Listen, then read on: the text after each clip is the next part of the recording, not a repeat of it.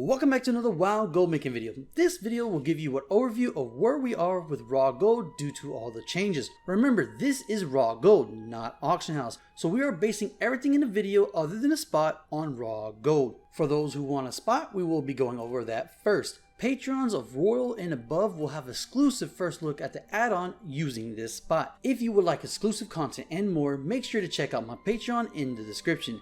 If you like everything wild gold, be it farming, crafting, or the like, and you want to stay updated with the latest gold updates to come, please remember to hit that subscribe button along with the bell button and all. It's not enough anymore just to sub and bell. You must hit all to get my uploads. With WoW being in the down phase, we need it more than ever. This spot is located at 62.27 and 29.55, known as Dusty Barrows. Route will be located in the description. Pause the video to see the route itself in full. I ran this for 1 hour and got a total of 114 calcite and 18 heavy calcite, which is keeping their prices for the time being, and honestly is a give or take. You could either just sell everything like this, or you can just hold off until 9.1 and try to bank in, see if they sell for more. But that's when you run into the problem that if they do add a new leather that has nothing to do with, say, heavy, right, and everything flows into the new leather and so forth, and the old leather stuff that you would get from the the first zones you went to are worthless, then you're stuck. You're like, oh man, I got 10,000 these for what, or so forth.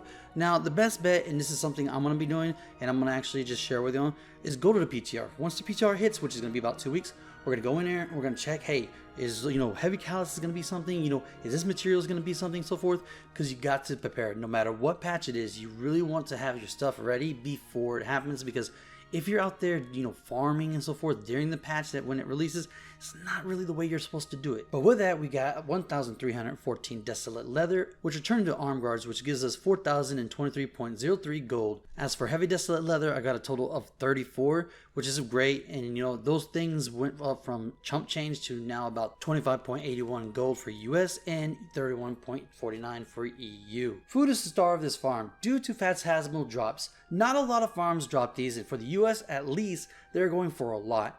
EU, I think you need to go home because I think you're a little drunk. You don't need to drive.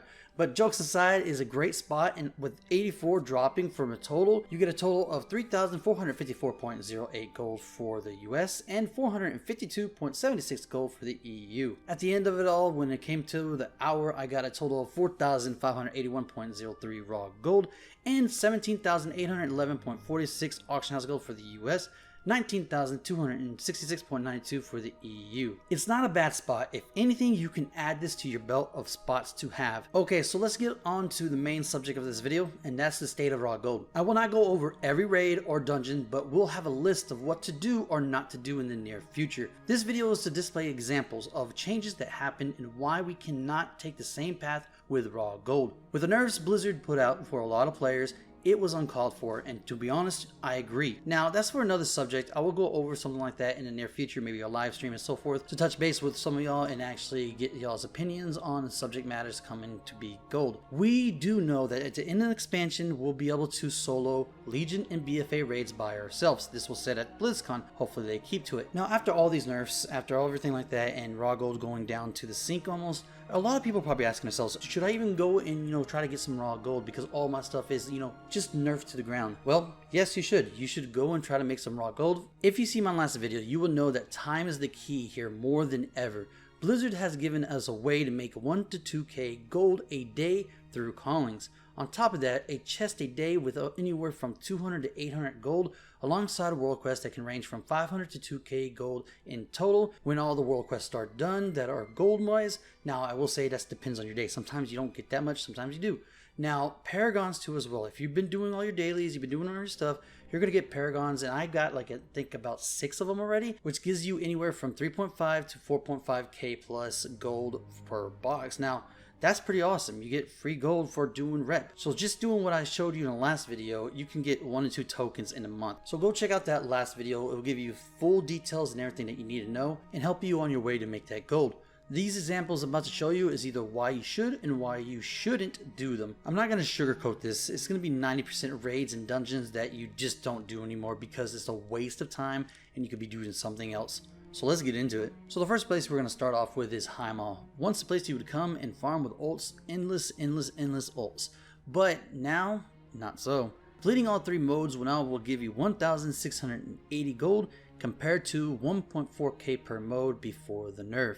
A very drastic nerf, taking you anywhere from 33 to 45 minutes just like it did before, making this a no-go for all and worthless unless you want T-Mog. This is a good example of anything WoD related and why as for now you should stay away from it. On the other side of things, we got Endless Springs you can complete in 4 minutes and get 523 gold per tune. Now the biggest reason they have not nerfed this is due to tokens for T-Mog and trinkets. If you have a lot of ults, this can be a lot of gold per week. Let's say you have 10 tunes at 523 gold per tune, that's 5,230 gold per week. Now you can get 20,000 plus gold per month for 40 minutes to an hour per week, making this a go-to for all. Seeing how easy it is to do, Terrace of Endless Spring will be a new friendly place for those who want to make a little extra gold without the big headache of being under geared. You do not have to worry about gear in Legion because you won't be getting that much in Darkheart Thicket. Now the reason why I picked this one out unlike anything else just as test is because this one was really good back in the day and wasn't really that far back in the day. It was just like probably what, a year ago or something.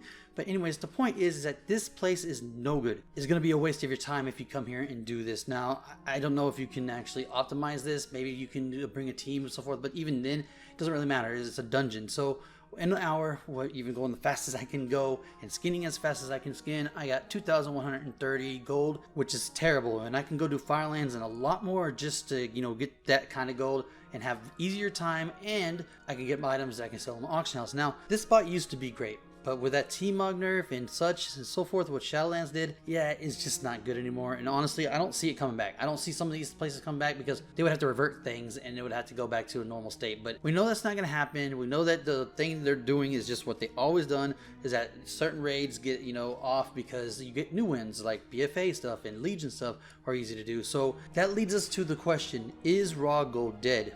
No, and far from it, to be honest. If you include the methods from last video plus weekly things like Endless Springs, you can make a good chunk of change. This is not even including current content farms.